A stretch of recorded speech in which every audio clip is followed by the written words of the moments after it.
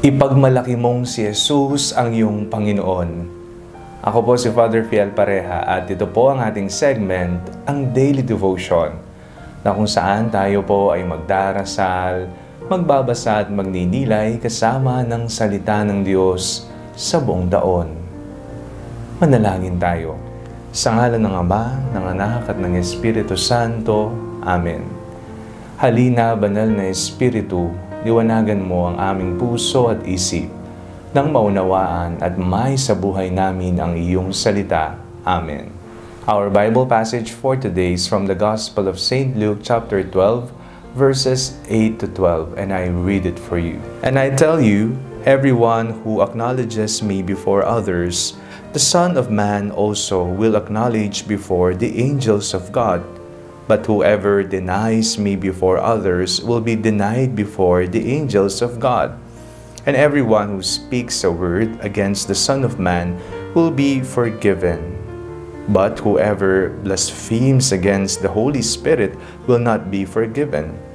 When they bring you before the synagogues, the rulers and the authorities, do not worry about how you are to defend yourselves or what you are to say. For the Holy Spirit will teach you at that very hour that you ought to say. Ipinagmamalaki mo ba na si Jesus ang iyong Panginoon? Napakaganda po ng ating binasa sa araw na ito, sapagkat binibigyan po tayo ng isang kasiguraduhan na sino man ang nagmamapuri, ang nagmamalaki at ipinapahayag na ang kanyang Panginoon, proud na proud, ay ang ating Panginoong Hesukristo.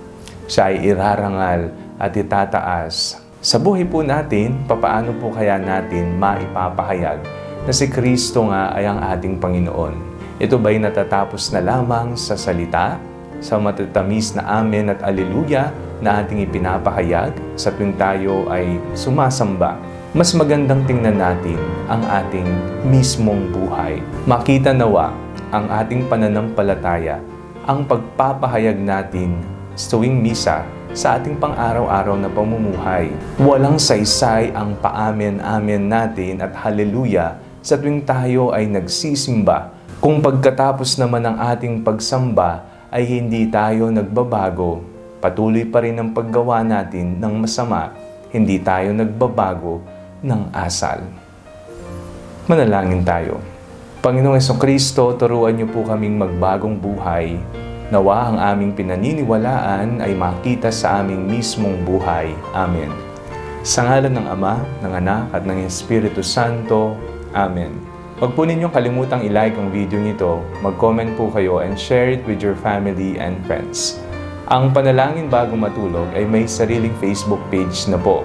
Huwag niyo pong kakalimutang mag-like at mag-follow dito. And do not forget to subscribe to our YouTube channel. I-click niyo lamang po ang link na nasa description ng video ito o kaya naman po just search Father Fiel Pareha. God bless you po.